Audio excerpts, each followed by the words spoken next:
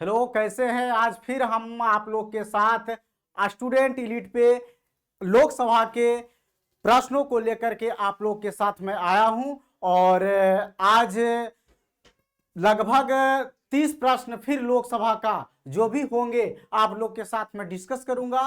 तो आज का ये पहला पहला क्वेश्चन है। पहला है आपका कि उत्तर प्रदेश के बाद सबसे अधिक संसदीय क्षेत्र किस राज्य में है। तो मैंने कल ही बताया होगा, है ना, कि आपका उत्तर प्रदेश के बाद देखा जाए तो उत्तर प्रदेश के बाद महाराष्ट्र में सर्वाधिक लोकसभा की सीटें है। और यदि संख्या की बात कही जाए तो तमिलनाडु में देखा जाए, है ना, 29, और महाराष्ट्र में देखा जाए 48, और बिहार में देखा जाए तो आपका 40, और मध्य प्रदेश में देखा जाए तो आपका, है ना, आपका 25, है ना। तो अगले प्रश्न की ओर चलते हैं।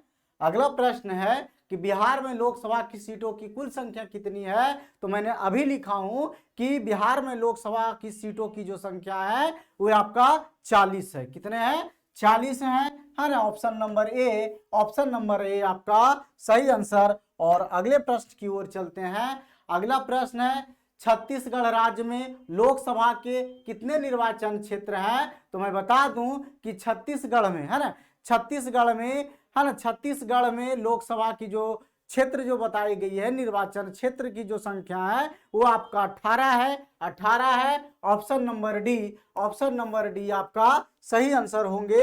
और अगले प्रश्न की ओर चलते हैं। अगला प्रश्न है निम्नलिखित 4 राज्यों में किस राज्य में लोकसभा में सबसे कम सदस्य है ना। तो मैं आपको बता दूं कि आपका, है ना, हरियाणा में आपका सबसे कम लोकसभा सीटें दी गई है। और अगले प्रश्न की ओर चलते हैं। अगला प्रश्न है, जहां तक लोकसभा में प्रतिनिधित्व का प्रश्न है, कौन से राज्य दूसरे तथा तीसरे दर्जे पर है। तो मैंने अभी बताया, है ना, कि, है ना, आपका बिहार में आपका 40 लोकसभा सीटें हैं, है ना। महाराष्ट्र में आपका 48 लोकसभा सीटें हैं। यहाँ भी देखिए महाराष्ट्र में आपका 48 लोकसभा सीटें हैं। मध्य प्रदेश में देखा जाए 25 है, 25 लोकसभा सीटें हैं। यहाँ भी क्या है, 25 है। तमिलनाडु में देखा जाए तो 29 है, और महाराष्ट्र में देखा जाए तो 48, और पश्चिम बंगाल में देखा जाए तो 42। तो इस तरह से आप लोग बता सकते हैं कि सही आंसर कौन सा होगा। बताया जाता है जहां तक लोकसभा में प्रतिनिधित्व का प्रश्न है तो कौन से राज्य दूसरे तथा तीसरे दर्जे पर है। तो मैं बता दूं महाराष्ट्र आपका दूसरे दर्जे पे, और तथा पश्चिम बंगाल आपका तीसरे स्थान पे है। तो अगले प्रश्न की ओर चलते हैं। अगला प्रश्न है लोकसभा में किस संघ शासित क्षेत्र के सर्वाधिक प्रतिनिधित्व, है ना, निर्वाचित होकर आते हैं। तो मैं बता दूं, है ना, कि आपका दिल्ली, जहां की दिल्ली में लोकसभा सीटों की जो संख्या है 7 है। पुदुचेरी 1, लक्षद्वीप में 1, लद्दाख में भी देखा जाए तो 1, है ना। तो सबसे अधिक यदि लोकसभा की सीटें देखी जाए तो दिल्ली में, है ना, दिल्ली में आपका जो कि 7 लोकसभा सीटें आवंटित किए गए हैं। चलिए अगले प्रश्न की ओर चलते हैं। अगला प्रश्न है संघ शासित क्षेत्र दिल्ली कितने प्रतिनिधित्व निर्वाचित कर, है ना, लोकसभा में भेजता है। तो मैंने अभी बताया कि दिल्ली लोकसभा में, है ना, 7 सीटें आवंटित किए गए हैं। अगले प्रश्न की ओर चलते हैं। लोकसभा में सर्वाधिक प्रतिनिधित्व के आधार पर राज्यों का सही क्रम है। तो बता सकते हैं, है ना। देखिए अभी मैंने लिखा, है ना, सही क्रम क्या होना चाहिए, है ना। कहने का मतलब है लोकसभा में सर्वाधिक प्रतिनिधित्व के आधार पर राज्यों का सही क्रम आने की सबसे ज्यादा कहां, फिर उसके बाद कहां। तो मैंने कल भी चर्चा किया हूं सभी राज्यों के सीटों पे, लोकसभा सीटों पे। तो आप बता सकते हैं, है ना। देखिए उत्तर प्रदेश की बात कही जाए तो 80, मध्य प्रदेश की बात कही जाए, है ना, 25, बिहार की बात कही जाए तो 40, फिर आपका यहाँ देखिए उत्तर प्रदेश की बात कही जाए तो 80, बिहार, है ना, 40, और महाराष्ट्र की बात कही जाए तो 48, उत्तर प्रदेश की बात कही जाए तो 80, महाराष्ट्र की बात कही जाए तो है ना 48, और पश्चिम बंगाल की बात कही जाए तो 42, और मध्य प्रदेश की बात कही जाए मध्य प्रदेश 25, उत्तर प्रदेश आपका 80, और पश्चिम बंगाल की बात कही जाए तो 42। तो आप बता सकते हैं इस तरह से कि है ना कौन से पहले स्थान पे हैं, दूसरे स्थान पे हैं और तीसरे स्थान पे भारत के राज्यों में लोकसभा की सीटों का आवंटन किया गया है। तो ऑप्शन नंबर बी आपका सही आंसर होंगे उत्तर प्रदेश, महाराष्ट्र और पश्चिम बंगाल। उत्तर प्रदेश, महाराष्ट्र और पश्चिम बंगाल, है ना। अगले प्रश्न की ओर चलते हैं। अगला प्रश्न है आपका, लोकसभा का सामान्यतः कार्यकाल कितने वर्ष का होता है? तो मैं यहां बता दूं कि सामान्यतः जनरली 5 वर्ष का होता है, लेकिन लोकसभा, है ना, लोकसभा मंत्री परिषद तथा प्रधानमंत्री के सलाह पे राष्ट्रपति के द्वारा, है ना, राष्ट्रपति के द्वारा 5 साल से पहले भी, है ना, 5 वर्ष से पहले भी विघटित किया जा सकता है। लेकिन बताया जाए तो लोकसभा सामान्यतः 5 वर्षों के लिए होती है। और मैं यहाँ ये भी बता दूं कि भारतीय संविधान के अनुच्छेद 75 के सब क्लाउज 3 कहता है कि बहुमत जब तक के, है ना, लोकसभा में किसी एक पार्टी की, एक राजनीतिक पार्टी की जब तक के बहुमत है तब तक के, है ना, आप लोकसभा अस्तित्व में है। जिस दिन, है ना, अल्पमत में आएगी लोकसभा भंग हो सकते हैं, है ना। चलिए, तो आपका क्या है? Option number C. Option number C आपका सही आंसर है। चलिए अगले प्रश्न की ओर चलते हैं। अगला प्रश्न है, आपातकाल के दौरान संसद लोकसभा का कार्यकाल एक बार में कितने समय के लिए बढ़ा सकती है? तो मैं बता दूं कि जब भारत में, है ना, जब आपातकाल की स्थिति आ जाए, है ना, तो उस तरह से, है ना, लोकसभा की जो टर्म होंगे, है ना, वन ईयर, 1 साल के लिए क्या किया जा सकता है? एक्सटेंड किया जा सकता है, उसकी अवधि को बढ़ाया जा सकता है, 1 वर्ष के लिए बढ़ाया जा सकता है। तो ऑप्शन नंबर बी आपका सही आंसर होंगे। और अगले प्रश्न की ओर चलते हैं।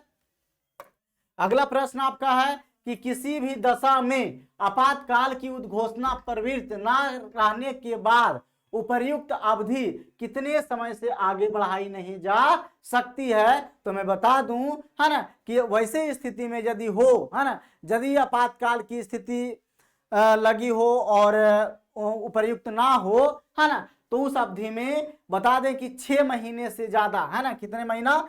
6 महीने से ज्यादा नहीं बढ़ाई जा सकती है। चलिए अगले प्रश्न की ओर चलते हैं। लोकसभा में किसी भी कार्य को लेकर, है ना, कार्य को करने के लिए गणपूर्ति कोरम हेतु सदस्यों की न्यूनतम आवश्यक संख्या कितनी है? तो मैंने कल भी चर्चा किया कि लोकसभा के, है ना, सभी निर्वाचित सदस्यों का, है ना, 1/10 है ना होना जरूरी होता है। कोरम के लिए 1/10 होना जरूरी होता है। तो आप बता सकते हैं कि, है ना, पहला ऑप्शन कहता है सदन के सदस्यों की कुल संख्या का 5वां भाग, ये आपका गलत है। 5वां भाग कहने का मतलब 1/5।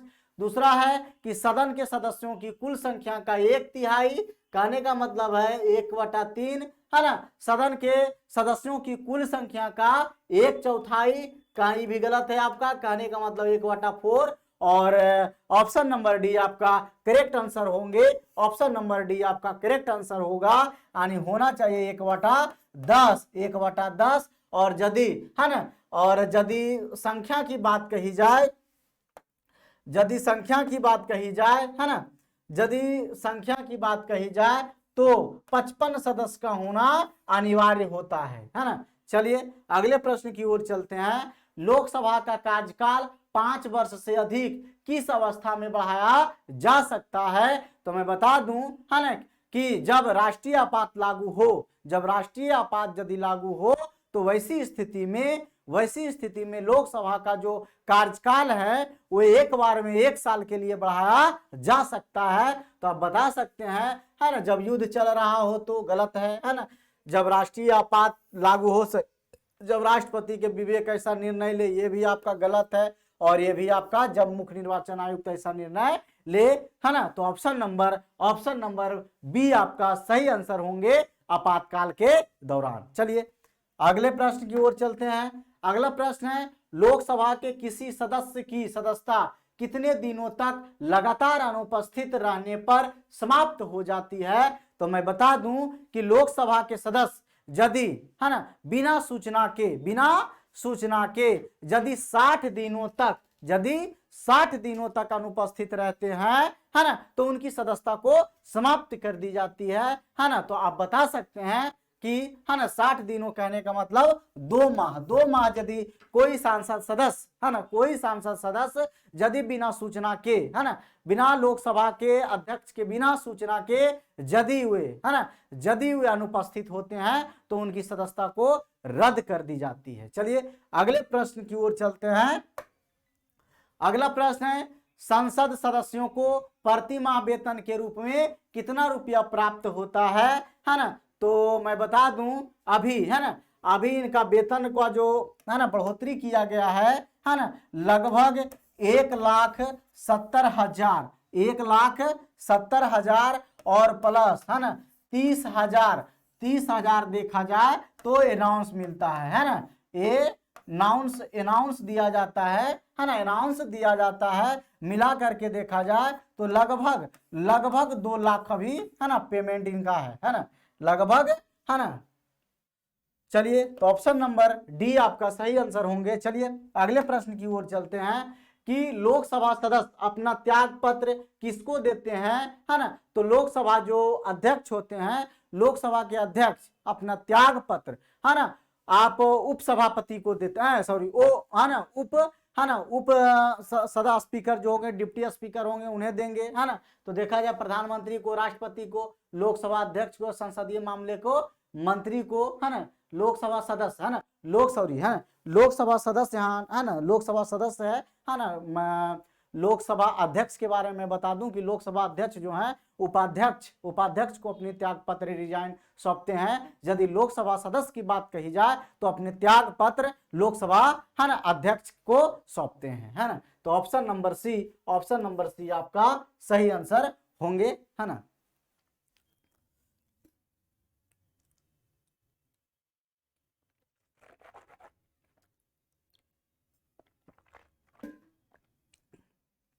चलिए अगले प्रश्न की ओर चलते हैं। अगला प्रश्न है, किस वर्ष से भूतपूर्व संसद सदस्यों के लिए पेंशन की व्यवस्था लागू की गई है? तो मैं बता दूं कि 1971 ईस्वी से पेंशन की व्यवस्था लागू की गई है। और अगले प्रश्न की ओर चलते हैं, लोकसभा के बैठक की अंतिम तिथि तथा दूसरी बैठक की प्रथम तिथि के बीच कितने समय से अधिक का अंतर नहीं होना चाहिए? तो मैं बता दूं, है ना, कि कम से कम, है ना, 6 माह, कितना, 6 माह का अंतर, है ना, से ज्यादा नहीं होना चाहिए, है ना, 6 माह से ज्यादा अंतर ना होना चाहिए। तो ऑप्शन नंबर डी आपका सही आंसर है। चलिए अगले प्रश्न की ओर चलते हैं। अगला है, एक वर्ष में लोकसभा के सामान्यतः कितने सत्र आयोजित किए जाते हैं? तो मैंने आप लोग से चर्चा भी किया होगा, है ना, कि लोकसभा की जो सत्र जो है 3 सत्र चलती है। कितने सत्र चलती है? 3 सत्र चलती है। एक होता है बजट सत्र, बजट सत्र की जो अवधि होती है ना, मैं यहां लिखूं कि बजट सत्र, है ना, बजट सत्र का जो अवधि होता है फरवरी, है ना, फरवरी से लेकर के फरवरी टू मई, है ना, फरवरी टू मई चलता है। और दूसरा मैं बात करूं फरवरी, है ना, इसके बाद आपका है ना, मानसून सत्र होता है, मानसून सत्र की देखा जाए, देखिए फरवरी टू मई, है ना, फरवरी से मई तक के बजट सत्र चलता है ना। और मई के बाद जून में बहुत गर्मी पड़ता है ना, तो जून में देखा जाए छुट्टी रहता है, 1 महीना क्या रहता है, छुट्टी रहता है ना, सांसदों का 1 महीना छुट्टी रहता है। अब देखा जाए दूसरा सत्र जो स्टार्ट होंगे जुलाई से होंगे। कहां से होंगे? मानसून सत्र, है ना, मानसून सत्र जो होंगे जुलाई से स्टार्ट होंगे, है ना, जुलाई से लेकर के, है ना, जुलाई से लेकर के सितंबर तक होंगे, है ना, जुलाई से सितंबर तक रहेंगे, है ना, सितंबर तक रहेंगे। और अक्टूबर इनका क्या होगा, है ना, अक्टूबर इनका छुट्टी होगा, है ना, अक्टूबर, अक्टूबर इनका छुट्टी होगा, एक मंथ का छुट्टी होगा, है ना। और देखा जाए अब, है ना, मानसून सत्र, शीत सत्र की बात कही जाए, है ना, शीतकालीन सत्र की बात कही जाए, है ना, तो शीतकालीन सत्र जो होंगे, है ना, शीतकालीन सत्र जो होंगे, है ना, नवंबर से आपका, है ना, नवंबर से लेकर के आपका दिसंबर में होंगे, दिसंबर तक होंगे, है ना, दिसंबर में होंगे। और आपका जनवरी में इनका क्या होता है ना, जनवरी में इनका छुट्टी होता है। कहने का मतलब है कि लोकसभा की सांसद, है ना, लोकसभा सदस्य जो होते हैं, या लोकसभा के जो भी सदस्य हैं, है ना, वे साल में 3 मंथ क्या होता है, उनका छुट्टी होता है, 3 मंथ छुट्टी होता है। और वे साल के 9 माह तक, है ना, 9 माह तक ही क्या करते हैं, कार्य करते हैं। तो ऐसा देखा जाए कि भारत में 3 सत्र चलते हैं लोकसभा में, है ना, 3 सत्र की व्यवस्था की गई है। एक बजट सत्र जो है फरवरी से मई के बीच चलती है। और दूसरा देखा जाए मानसून सत्र की बात कही जाए तो मानसून सत्र आपका जुलाई से लेके आप सितंबर तक चलती है। और यदि शीतकालीन सत्र की बात कही जाए तो दिसंबर से आपका, अक्टूबर, नवंबर से दिसंबर तक चलती है। तो इस तरह से भारतीय संविधान में 3 सत्रों की व्यवस्था की गई है, 3 सत्रों की व्यवस्था की गई है। तो ऑप्शन नंबर सी आपका सही आंसर होंगे। और अगले प्रश्न की ओर चलते हैं। राष्ट्रपति लोकसभा को कार्यकाल पूरा करने के पूर्व भंग कर सकता है। तो मैं अभी चर्चा किया हूं कि, है ना, राष्ट्रपति लोकसभा को भंग करने की शक्ति है ना, राष्ट्रपति को लोकसभा को भंग करने की शक्ति है। लेकिन मैं बता दूं कि मंत्रिपरिषद के सलाह से, है ना, मंत्रिपरिषद के सलाह या प्रधानमंत्री के सलाह से, है ना, मंत्रिपरिषद और प्रधानमंत्री के सलाह से राष्ट्रपति लोकसभा को भंग कर सकते हैं, है ना। तो आप बता सकते हैं किसका, है ना, लोकसभा अध्यक्ष की सलाह पर, ये आपका गलत है ना। सर्वोच्च न्यायालय के न्यायाधीश के सलाह पर, ये भी आपका गलत है। उपराष्ट्रपति की सलाह पर, ये भी गलत है। मैंने क्या बोला कि, है ना, मंत्रिपरिषद के सलाह और प्रधानमंत्री के सलाह पे राष्ट्रपति से क्या कर सकते हैं, तो भंग कर सकते हैं। तो ऑप्शन नंबर ए आपका करेक्ट आंसर होंगे, ऑप्शन नंबर ए, है ना, ऑप्शन नंबर ए आपका करेक्ट आंसर होंगे। चलिए अगले प्रश्न की ओर चलते हैं। अगला प्रश्न है, लोकसभा को उसके कार्यकाल की समाप्ति के पूर्व भी भंग किया जा सकता है। तो आप बताइए, मैंने अभी चर्चा किया हूं कि राष्ट्रपति द्वारा मंत्रिपरिषद की सलाह से क्या कर सकते हैं, हालांकि लोकसभा को भंग किया जा सकता है। चलिए अगले प्रश्न की ओर चलते हैं। अगला प्रश्न आपका है, लोकसभा सदस्य बनने के लिए योग्यता नहीं है। तो मैंने क्या बताया था कि लोकसभा बनने की जो योग्यता की बात कही जाए, है ना, योग्यता की बात कही जाए तो मैंने बताया होगा, है ना, मैंने बताया होगा कि वह भारत का नागरिक हो, कम से कम 25 वर्ष का आयु पूरा किया हो, है ना, वह दिवालिया ना हो या पागल ना हो, है ना, वह आरपीए 1951 अधिनियम से हुआ, है ना, किसी दल बदल के आरोपी ना हो, है ना, इस तरह की रखी गई है ना। और आप बता सकते हैं कि भारत का नागरिक हो, ये तो सही बात है ना, एकदम सही है कि भारत की नागरिक होना जरूरी है। देखिए लोकसभा, है ना, पागल या दिवालिया ना हो, यह भी सही है। सरकारी लाभ के पद पर ना हो, मैंने चर्चा किया होगा कि यदि व्यक्ति आईएएस या आईपीएस हो या किसी लाभ के पद पर हो, कार्यरत हो, तो वह लोकसभा के निर्वाचन से पहले, है ना, वो अपने पद को क्या करते हैं, त्याग करना होता है। तो लाभ का पद भी आपका, है ना, लाभ के पद पर ना हो। तो आपका ऑप्शन नंबर बी जो है आपका इनकरेक्ट है। तो ऑप्शन नंबर बी आपका सही आंसर। यहाँ 30 वर्ष ना होकर के 25 वर्ष, है ना, 25 वर्ष से कम ना हो। चलिए तो अगले प्रश्न की ओर चलते हैं।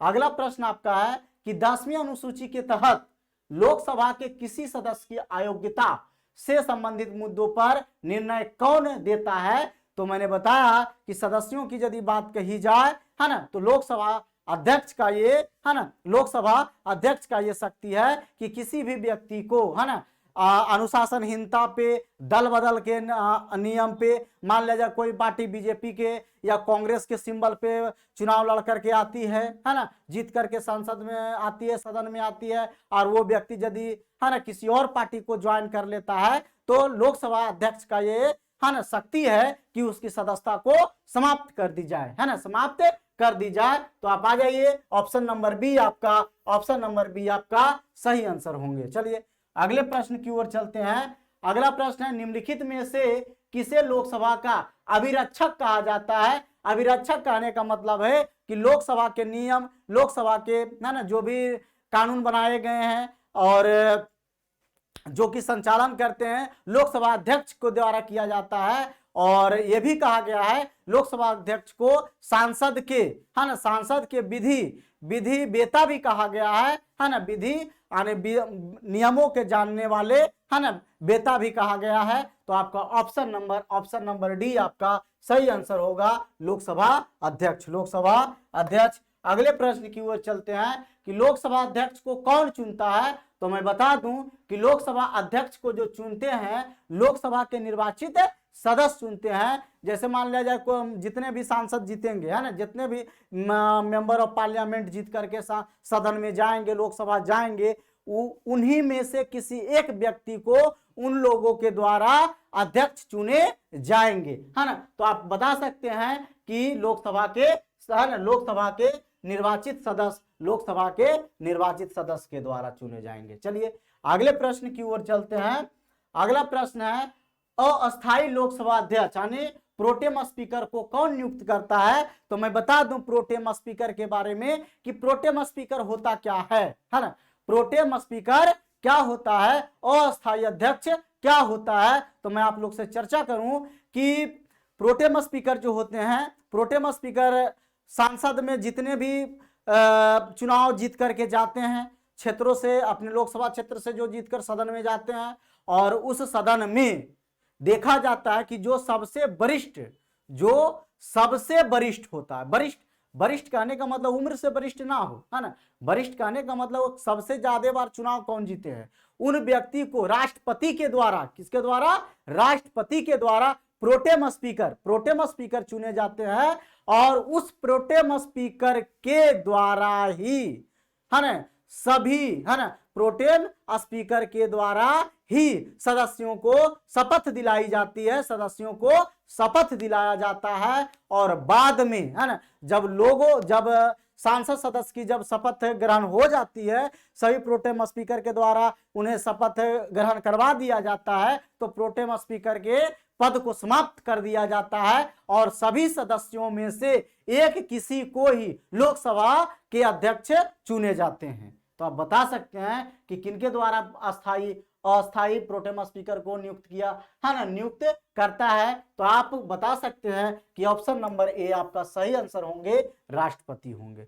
चलिए अगले प्रश्न की ओर चलते हैं। लोकसभा की बैठक किस प्रकार समाप्त की जाती है? तो मैं बता दूं कि, है ना, लोकसभा का जो बैठक होती है ना, बैठक जो होती है आपका सत्रावसान स्थगन द्वारा भी किया जा सकता है, सत्रावसान के द्वारा भी किया जा सकता है और विघटन के द्वारा भी किया जाता है। तो आप बता दें कि ऑप्शन नंबर डी आपका सही आंसर होंगे, ऑप्शन नंबर डी आपका सही आंसर होंगे। अगले प्रश्न की ओर चलते हैं। लोकसभा का विघटन कौन कर सकता है? तो मैंने अभी बताया कि लोकसभा का जो विघटन करेंगे मंत्रिपरिषद की सलाह से राष्ट्रपति करेंगे, मंत्रिपरिषद की सलाह से राष्ट्रपति करेंगे। तो ऑप्शन नंबर ए आपका सही आंसर होंगे, हर अगले प्रश्न की ओर चलते हैं। अगला प्रश्न है आपका सामान्यता, है ना, सामान्यता 5 वर्षों की समाप्ति के पहले लोकसभा को निम्नलिखित में से किसके द्वारा विघटित किया जा सकता है? तो आप बता सकते हैं, है ना, किया जा सकता है प्रधानमंत्री के द्वारा, लोकसभा अध्यक्ष के द्वारा। देखिए प्रधानमंत्री के द्वारा ये गलत है, लोकसभा का, है ना, जो विघटन किया जाएगा वो राष्ट्रपति के द्वारा किया जाएगा, मंत्रिपरिषद और प्रधानमंत्री के सलाह पे किया जाएगा। और लोकसभा अध्यक्ष के द्वारा ये भी आपका गलत है ना, प्रधानमंत्री की संस्तुति से राष्ट्रपति, हाँ, प्रधानमंत्री यदि राष्ट्रपति को संसूचित करते हैं, सलाह देते हैं, तब राष्ट्रपति क्या कर सकते हैं? लोकसभा को भंग कर सकते हैं। तो आपका ऑप्शन नंबर सी आपका करेक्ट आंसर होंगे। और आज के सेशन का अंतिम प्रश्न होंगे, है ना, और आज के जो सेशन का अंतिम प्रश्न हो के लोकसभा की सामान्यता अवधि बढ़ाई जा सकती है ना। तो मैंने बताया होगा कि संसद द्वारा पारित अधिनियम से होगा। जब आपातकाल लगा दिया जाता है तो 1 वर्ष के बाद यदि आपातकाल रहता है तो फिर संसद के द्वारा अनुमोदन करके है ना प्रस्ताव को पारित करके लोकसभा के जो टर्म होते हैं उसे बढ़ाया जा सकता है। तो आप बताइए ऑप्शन नंबर ए आपका सही आंसर होंगे। संसद द्वारा पारित अधिनियम से, संसद द्वारा पारित अधिनियम से। और उच्चतम न्यायालय के आदेश से ये आपका गलत है। भारत के राष्ट्रपति के आदेश से ये भी गलत है। भारत के प्रधानमंत्री के आदेश से ये भी गलत है। जब भी बढ़ाए जाएंगे तो है ना संसद के अनुमोदन के द्वारा ही बढ़ाए जाएंगे। तो आज का इस तरह से आज का यह अंतिम प्रश्न था। और लोकसभा का एक और पाठ हम आप लोग के साथ लेकर जुड़ूंगा और उस अंतिम पाठ से है ना लोकसभा के तीसरे पाठ से आपका लोकसभा से जो भी बनने वाले प्रश्न थे हम लोग आप लोग के साथ डिस्कस है ना बहुत अच्छी तरीके से करेंगे। और इस तरह से आपका हर एक विषयों का श्रृंखला लाई जाएगी। और इस श्रृंखला से यदि आप जुड़े रहते हैं तो आने वाले परीक्षाओं में आपको बहुत ही सहूलियत मिलेगी। और लाइक शेयर कमेंट जरूर करें। धन्यवाद।